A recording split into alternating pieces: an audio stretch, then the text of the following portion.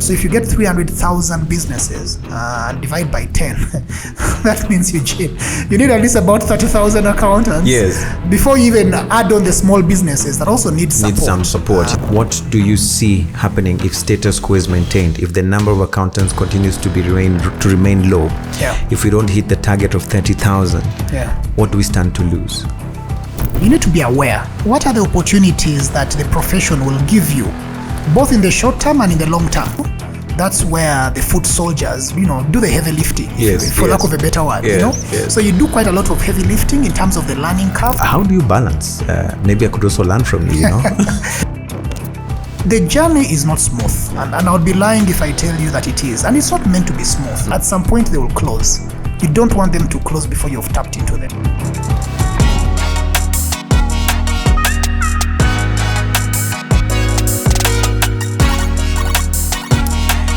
Hello there. It is yet another edition of one of your favorite podcasts across the podcast world. It is the ICPAR podcast, proudly powered by the Institute of Certified Public Accountants of Rwanda. Of course, quick update for you. You should be able to be on the lookout for the Africa Congress of Accountants that is coming up in the year 2025. It will be taking place right here in Rwanda from the 6th to 9th of May 2025. Of course, if you also want to get to know more details about the Institute of Certified Public Accountants of Rwanda, feel free to get onto their website, icparrwanda.com. Over there, you'll be able to find all the resources you need, including the accreditation framework, the list of training centers, and of course, you'll be able to get to know about memberships and what it takes to become a member of this very important institute here in Rwanda. If you're hearing this voice for the first time, if you're seeing me for the first time, as always, my name is Eugene Adangwe. Thank you so much for making time and for joining us today. Of course, on the program today, we have a heavyweight in the accounting world. He's been able to, gather the information and of course the training that is required to be able to become a chartered accountant and finance executive, which he's actually been able to run for over 20 years in terms of his experience in the finance sector. Of course, he's also played a key role in the advisory and audit, and also been working within the banking and insurance space. And we are very glad to have none other than FCCA CPA John Bugunya. Is the vice chairperson of the Institute of Certified Public Accountants of Rwanda. Thank you very much for making time and for being a part of this particular podcast. I want to start off, first of all, just by getting a quick glimpse. I want to take you back, the arms of the clock, and take you back to before you were FCCA CPA certified. Yeah. What were the key inspirational factors that said, look, I'm going to take this route into the accounting space and not media and not any other profession? What was your inspiration? What took you to this particular space? Let's first of all start from there. Thank you, Eugene. It's a pleasure to be on this podcast and interview. I think looking back, at the point when most of us are trying to figure out what next in life, as you transition from your ordinary levels into your A levels, I think I had an opportunity to just discuss with people, different professionals. Actually, my initial aspiration was to be a lawyer, if I'm to be honest with you. But I think, during my O-level vacation, where you have about 6 months or so waiting for your exams to come out, I had an opportunity to do internships in 2 law firms at the time, as well as an accounting firm. And I think just by, observing and listening and speaking to people in the industry, it came out very clearly that there was a major deficit of accountants. At the time, I was living in one of the neighboring countries in East Africa. And, and that was in the late 90s. And it was very clear that there was a deficit of accountants. And I think for me, that then triggered my interest to say, how can I be part of bridging that knowledge gap? And therefore had to make some, decisions around what exams to sit for in my A levels and ultimately what course to go for at the university.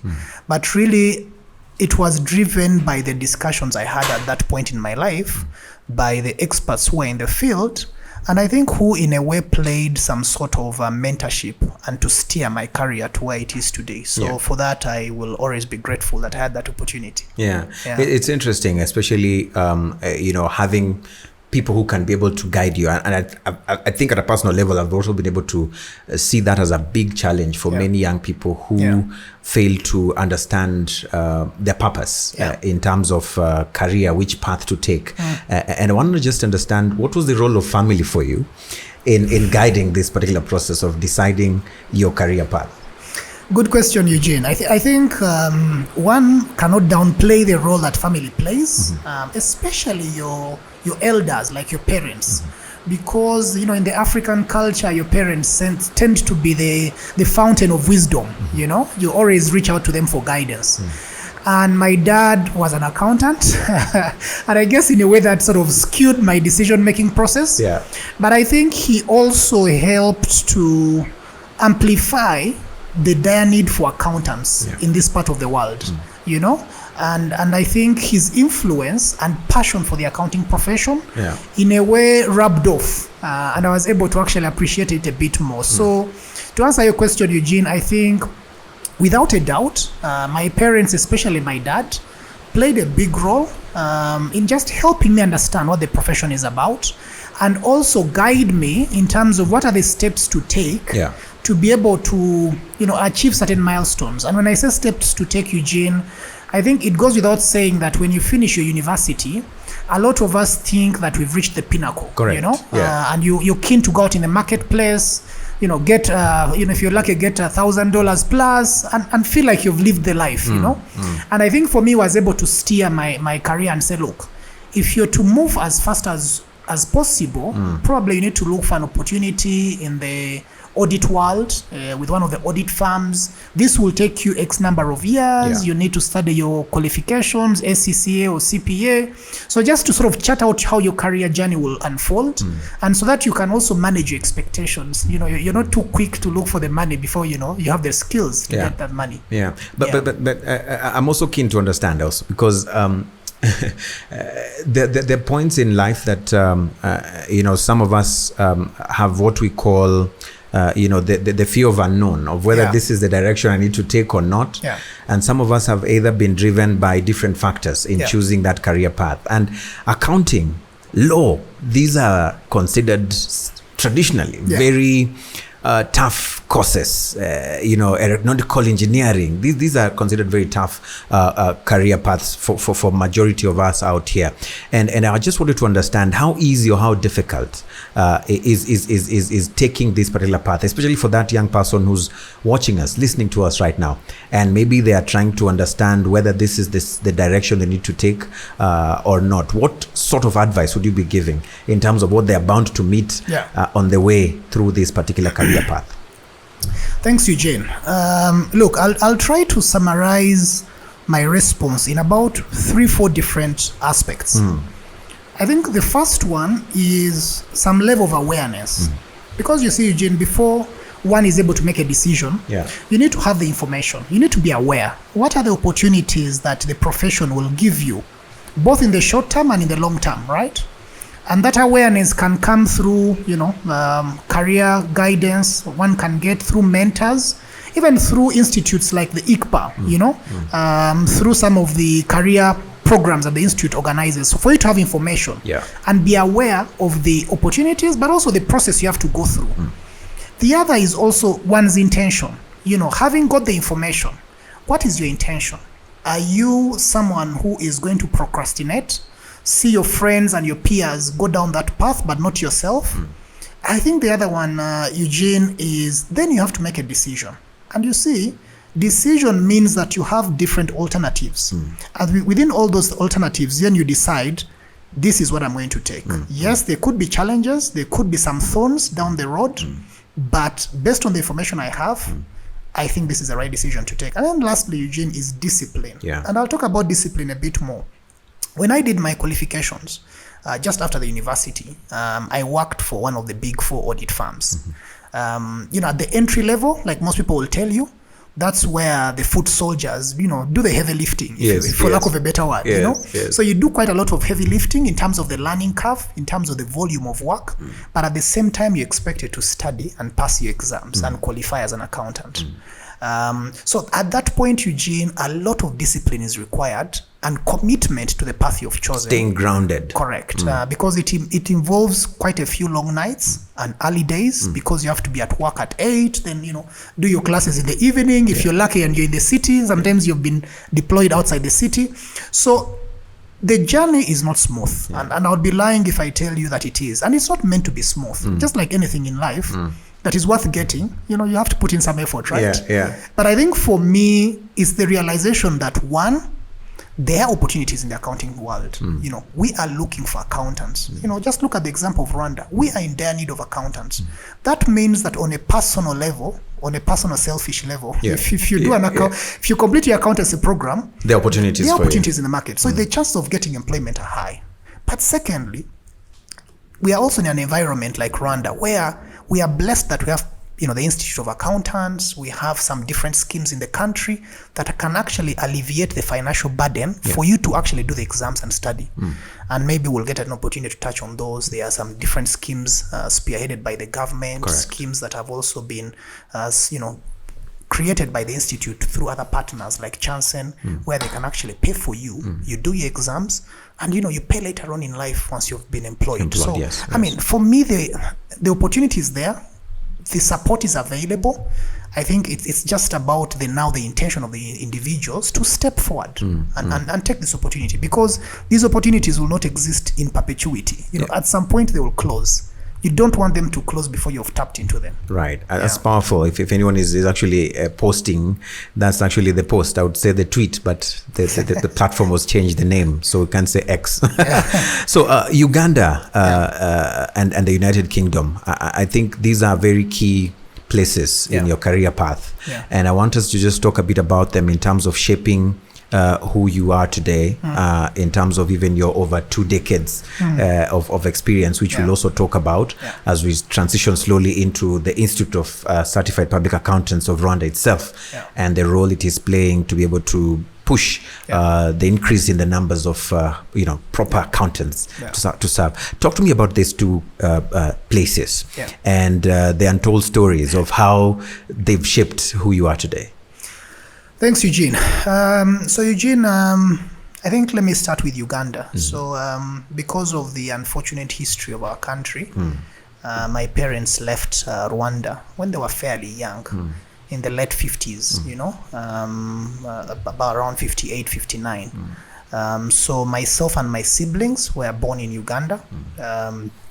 But also, I think the period we spent in Uganda was also, quite interesting, and I'll give some examples. I think Uganda in itself, those who know the history, it was also a period of political turmoil in Uganda with different, heads of state. That brought some challenges for Rwandans who lived in that country in terms of their own personal security. And so, by the grace of God, we're able to survive that and push through. And I think what the experience, what that taught you, I think for me on a personal level was, challenges are part of life. But also to be thankful to now live in a place like Rwanda that I can call home. And as I was telling you earlier before we went online, my son celebrated his birthday yesterday actually.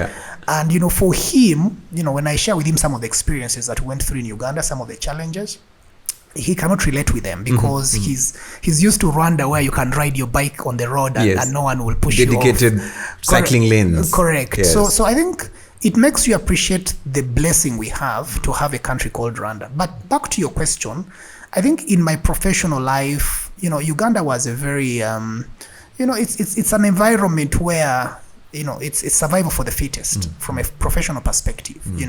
There's a lot of strife. Everyone is trying to get ahead. Everyone is pushing ahead. Some of the opportunities we have in Rwanda don't exist. Things like funding and so on and so forth. So you sort of have to find your way and push through. And I think it teaches you the the lesson that you have, if you want something and want it so bad, You've got to fight you for have it. to fight for Push it, for- you know, for and it, push yes. for it. And then I think the UK for me was a completely cultural shift, you know. I arrived there as a young man in my mid-20s.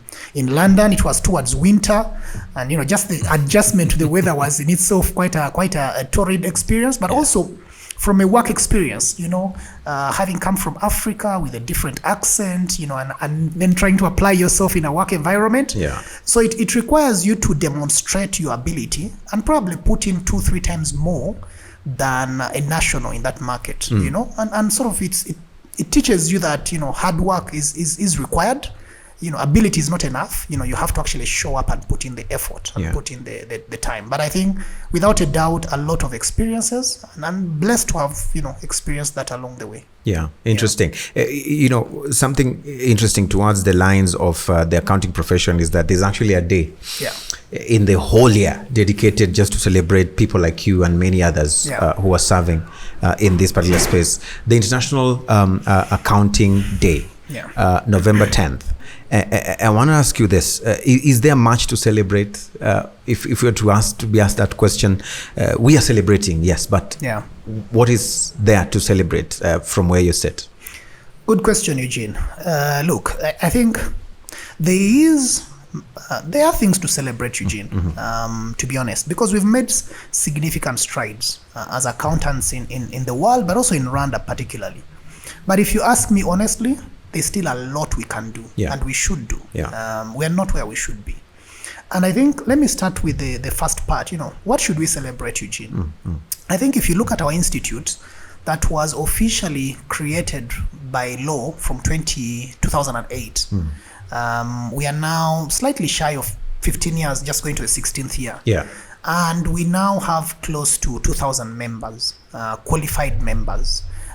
You know, and if you compare that to when we began the institute with less than 40 members, that's quite considerable progress. But those numbers are not enough, Eugene. And that's why I said we can do more. Despite the fact that the institute has trained close to 2,000 members, we are now officially members of the International Federation of Accountants, which is a huge milestone. This building where we're having this interview belongs to the institute. So there are some strides that have been made. But we can do more, Eugene, because if you look at the number of businesses, large businesses, we are told we have more than 300,000. And if you look at the ratios, ideally you would need one accountant for every 10 businesses.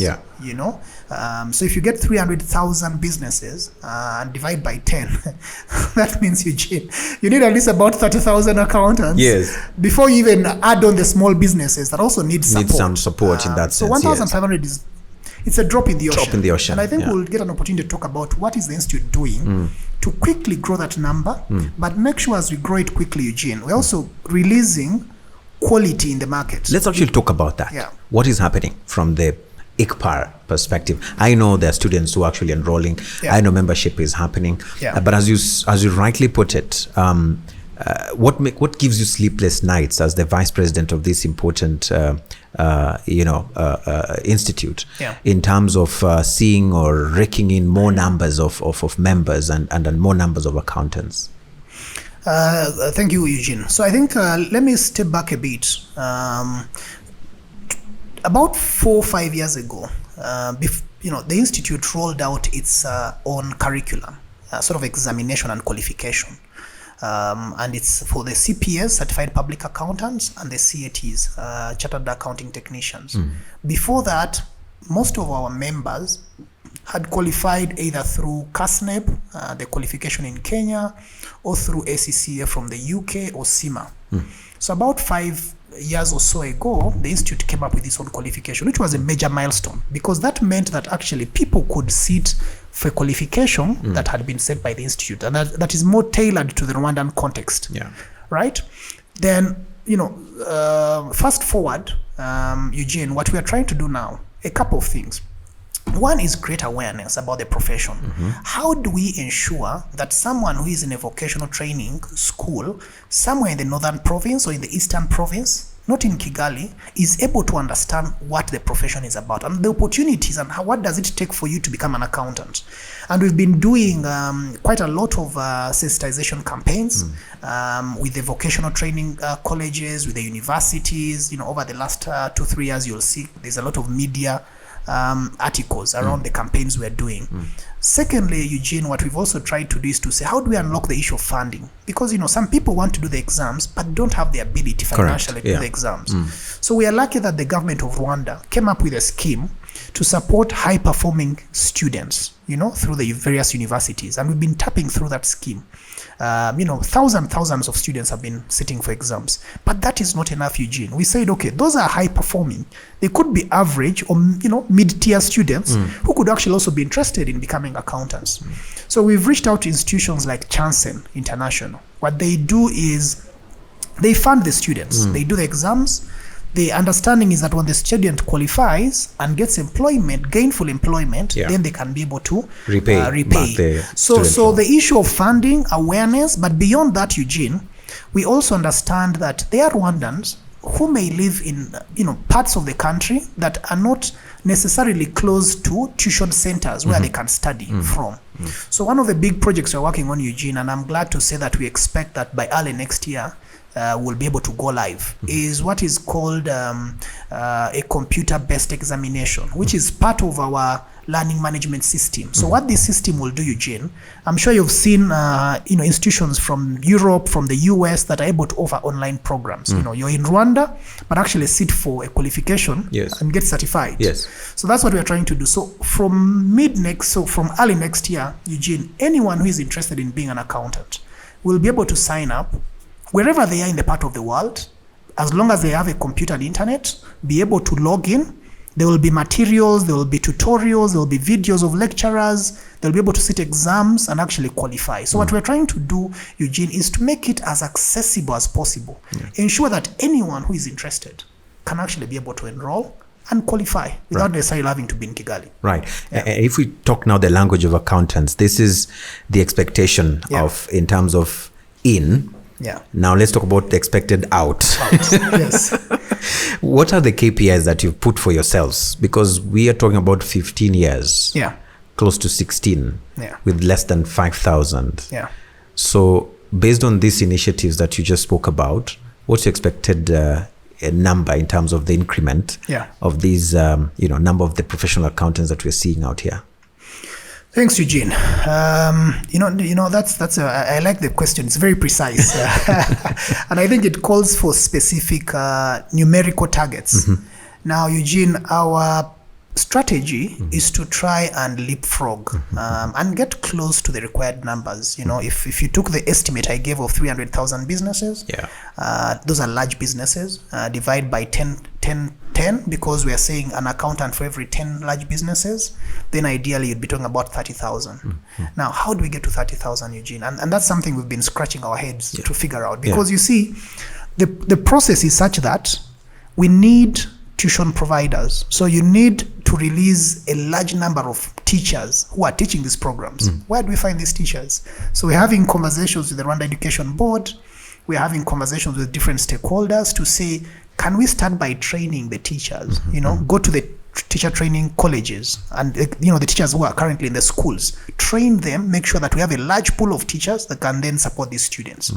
And so, Eugene, without seemingly trying to circumvent your question, the truth is we would like, in the next 15 years, by the time we celebrate another 15 years, Eugene, we would like to be close to the 30,000 accountants that we need for the large businesses.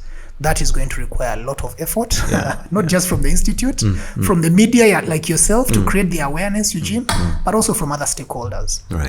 And I know, just the same way we ask during different conversations with different players, like you said, as media practitioners, we've asked even entrepreneurs, what are your biggest challenges? And a majority of them always talk about access to finance. And when we speak on the flip side for people within the accounting profession, skills shortages comes as the top. And I know you've touched on what you're trying to do at the Institute of Certified Public Accountants of Rwanda. But I want to understand, if there was a wish list that you would have for those within the positions of power, policymakers, on this issue of skills shortage, what would your wish look like, or what would be your 3 top wishes look like to those who can be able to support from the outside, to be able to support in bridging this skills shortage gap? Thank you very much, Eugene.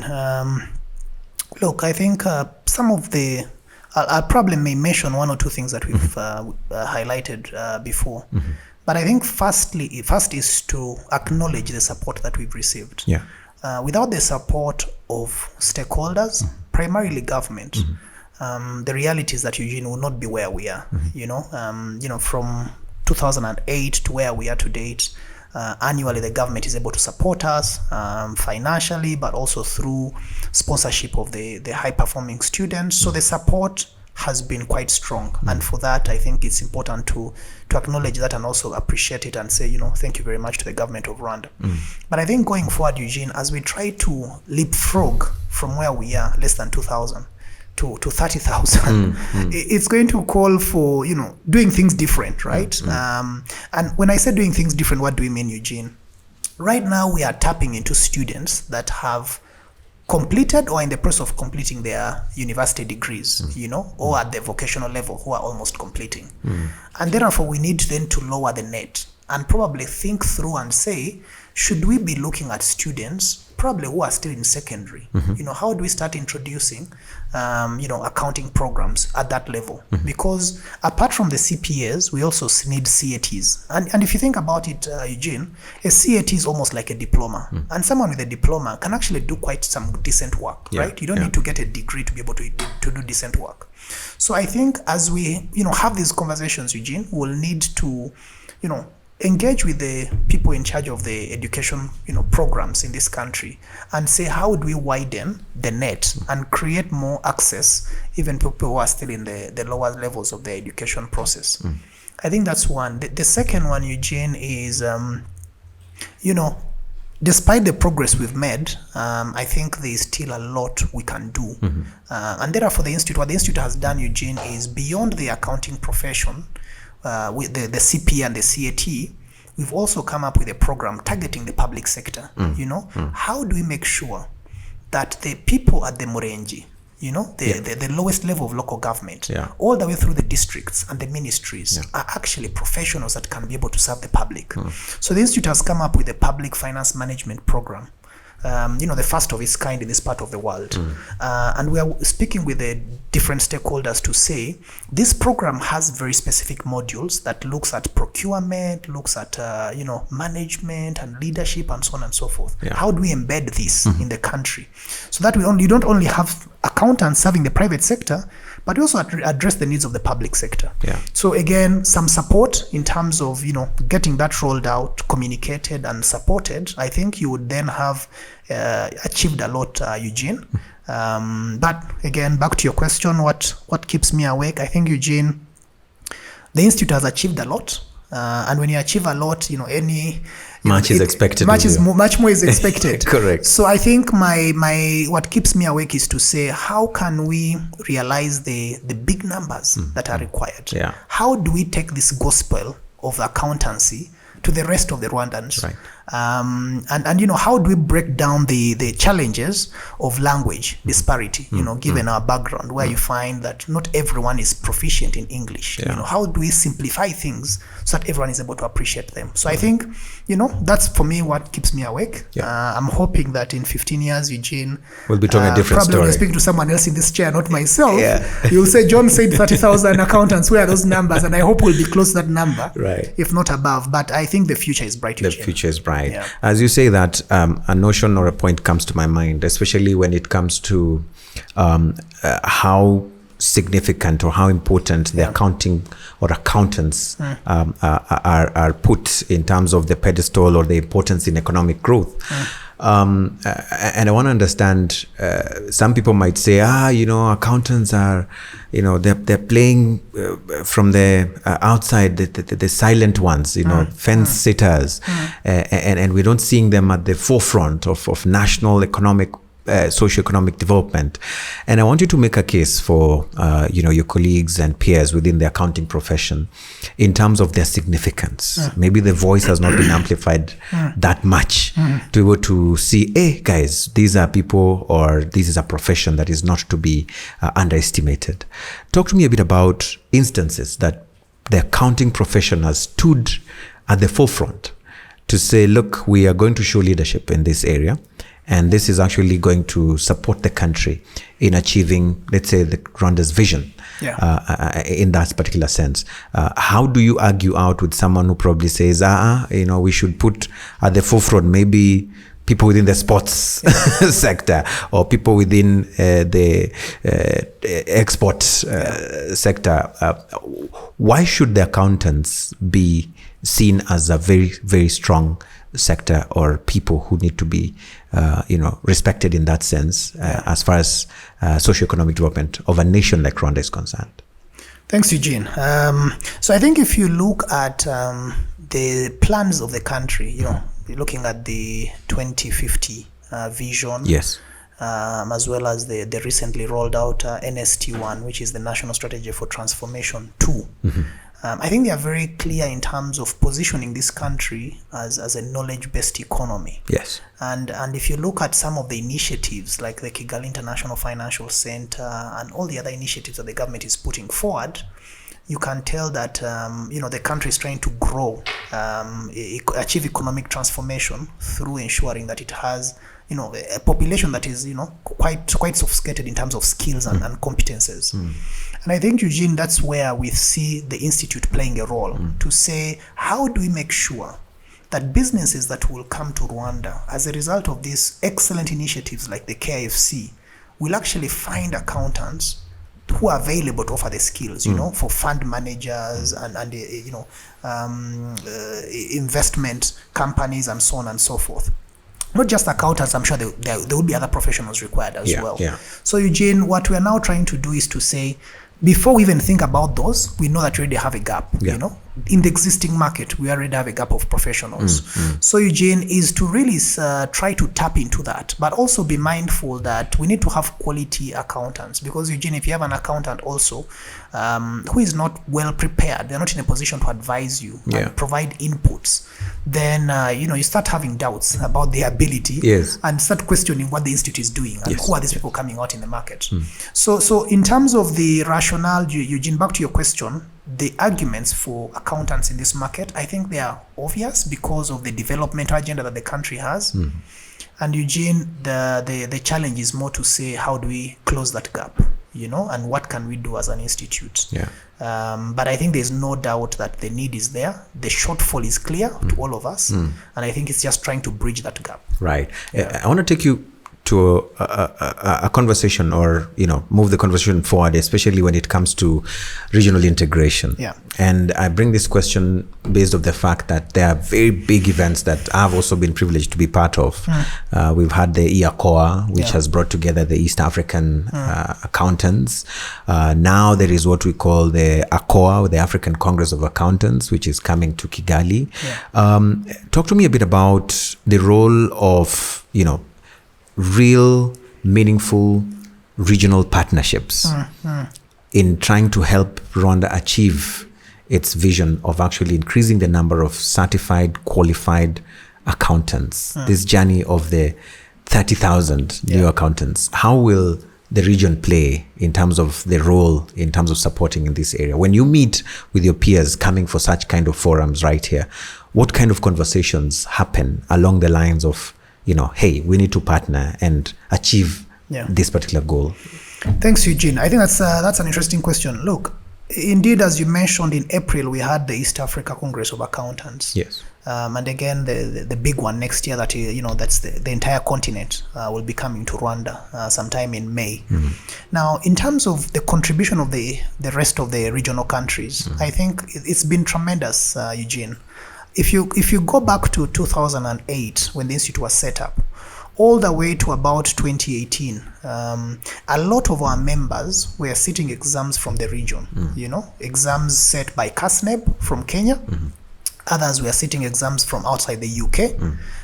But there's no doubt that the region played a big role because we had lecturers coming from some of those countries, offering their skills in Rwanda, teaching our people, and being able to qualify them. So the contribution was immense, Eugene. And also, if you think about it, like in Kenya, the Institute of Accountants in Kenya, or the profession itself, was constituted somewhere in the 60s. In Uganda, it was about 1993. Yeah. So they have been in the industry much longer than us. Correct. And I think there's no doubt that they have competences that we can leverage off.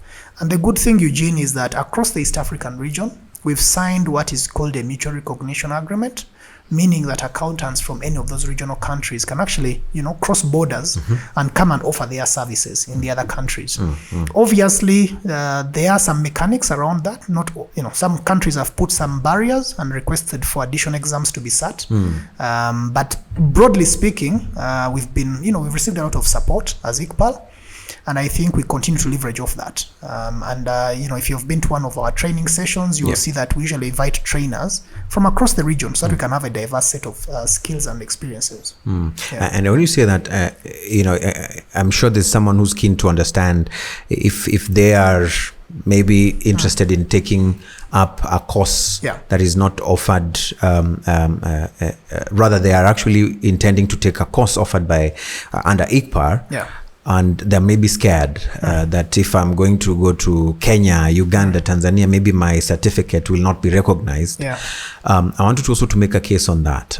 What sort of measures have been put in place in that sense? I know of people who have had degrees from certain universities, and when they go to certain countries, they're told, this one we cannot be able to recognize it. Let's allay some fears for someone who has probably such kind of fears. Well, thanks, Eugene. So, Eugene, when we were coming up with our examination, our qualification, about 4 or 5 years ago, what we did was to obviously benchmark it off the International Federation of Accountants and make sure that what a qualification is supposed to cover is included within our program. The other thing that we did, Eugene, is that we got our program registered with the relevant authorities in Rwanda, those that certify educational programs to say, does this program actually meet the intended objectives? So that was also done. And lastly, ICPAR is a member of IFAC. What that means, Eugene, is that there are certain member obligations that we are supposed to fulfill. Yeah. So it's for example, being part of a global fraternity that holds you up to certain standards, and so when you're a member of IFAC, like ICPAR is, then your programs have sort of been approved globally. So the risk that you'd go to another country and have your qualification not given the relevant value does not exist. But again, as you said, we've signed a mutual recognition agreement. So if you leave Rwanda, there are many Rwandans who have been able to go to some of the regional countries and actually been, registered as CPAs, meaning they can also offer their services in Kenya, in Uganda, in Tanzania. So right now, I think that concern has more or less been addressed. Right. I'm going to let you go, but before I do that, I must ask you this, because Rwanda is a country that is also very much on the move. Yeah. And we always tell people the syllabus is running very fast. Yeah. You blink, you miss it. Yeah. I know there's an AI policy. Yeah. And I'm very interested in understanding how the Institute of Certified Public Accountants or the accounting profession in general is actually also moving with these changing times. A lot is really changing. Yeah. And from that perspective of AI adoption, what are you able to report back? What are some of the things that you'll be able to say, hey, we've been able to adjust, and even as we train the new crop of accountants, we are also incorporating these new models that are coming up that are AI based, or is it that you're just going with what has been there in the past? Maybe talk to us a bit about that. Excellent. So just to again respond to that, I think you raise a fundamental question. We've seen a lot of evolution around AI. There are some accountants who are actually scared that they will lose their jobs, especially as AI will automate a lot of the bookkeeping and data entry roles that have been performed. So how do we remain relevant? A lot of time is now going to go into analysis and insights and decision-making processes that accountants can play, less about sort of the routine tasks that we've been performing. So the actions we've taken, Eugene, are twofold. One is we looked at the curriculum itself to say, how do we adjust our curriculum to respond to the changing landscape? And so what we've done is we've revamped our curriculum, both for certified public accountants as well as the certified accounting technicians, to include a module that looks around AI and technology. So we'll have a module that is called Digital Finance that will look at AI and the role that AI is playing and how do you leverage that as an accountant. So our revamped program will go live next year along with the automation process that I spoke about that will enable people to access the programs anywhere they are. So that will be one. So just changing the curriculum, Eugene, to make sure that it addresses some of the issues you've raised around AI and automation. The second thing that we've done, Eugene, is we've also said, how do we make sure that our accountants who qualified like myself 20 years ago remain relevant? Correct. Yes. So what we've tried to do, Eugene, is the institute has organized forums, conferences, seminars, training opportunities, where we've brought in different speakers, and they've actually taken us through what are the emerging trends around AI. Which AI should an accountant be thinking about, and what should you be considering? If it means for you to go back to school, if it means for you to play around on your free time on a Sunday like today, what do you do to keep ahead? And so we usually have those regular trainings, at least 3-4 times a year, just around AI, that have been extremely, helpful for people like us and others who qualified many years ago. Right. So Eugene, we are trying to address it in that way, supporting the current accountants, but also changing our curriculum to make sure that those who are coming through the pipeline are able to be, sensitized around the discussions around AI, issues around, confidentiality, the sensitivity around cyber, risks, and so on and so forth. Your work really is cut out. And I've seen a lot of these events, and I must say that looking from the outside and sometimes from the inside, these events have been very regular, and I want to believe that a lot has come out of them in that sense. Now, if I may ask you, you've talked about the 20 years within this particular space. If you were not in this particular career, which one would it be? Good question. I think, Eugene, it's hard to sort of step back 20 years. But I think if I had not gone down this path, I would strongly think I would have been a lawyer. And for me, it's really due to the fact that I think through my childhood, because of the environment where we lived, some of the political turmoil, some of the humanitarian issues, human rights and so on and so forth, I felt that it's something I could lend a hand, support the underprivileged, and be able to, amplify their voices to power, for lack of a better word. But I think I'm still doing that through as an accountant, because we are also able to support businesses, make sure that people understand how they can protect their businesses and grow them and sustain them. So I guess there are no regrets in that sense. And it's never too late as well. I'm not too sure. Time has passed, Eugene. I'm not sure I can go back to law school. And talking of time, especially because we're also almost running out of time, but I wanted just to squeeze this in, because I'm sure of people who have not been able to, and now that we're talking accountants language, balance. Now, in this case, not the balance sheet, but the work-life balance.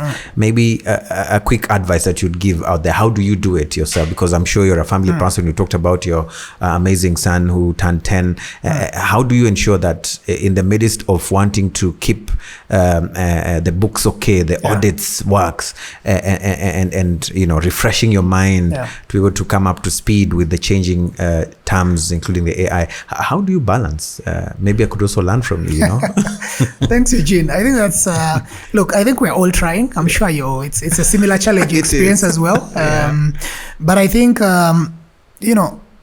ultimately I think as family, there's always an expectation that your time they need your time.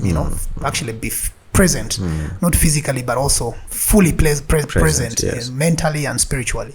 So it is a challenge. There's no doubt about that, Eugene. But I think like all things in life, it's about communication. There will be seasons when you struggle. Busy seasons, and accountants tend to have busy seasons at the beginning of the year. The first 3 months tend to be hectic, as you're doing your year-end reporting and so on and so forth.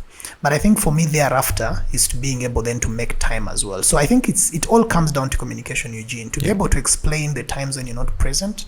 And I think the times when you're present to sort of switch off social media and actually apply yourself, and spend time with the family and, be able to connect and interact. But for me, my response, Eugene, is it all comes down to communication and how open and honest you are as you discuss some of your challenges in the professional sense, and also, the journey that you're going through as a family and some of the challenges that are likely to come in terms of your presence in the house. Thank you. I was going to ask you the question of what do you see in the next few years, but I know you answered that. You said the future is bright, and so Correct. I'm going to flip that question and ask you, what do you see happening if status quo is maintained, if the number of accountants continues to remain low, if we don't hit the target of 30,000, what do we stand to lose?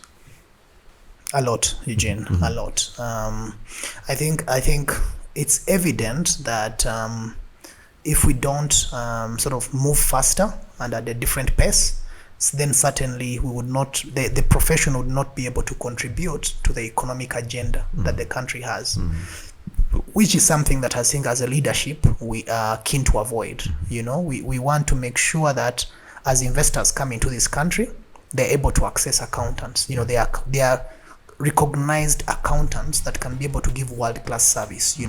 We don't want them to feel the need to bring resources from elsewhere that will be costly and that would take away the opportunity from the Rwandan.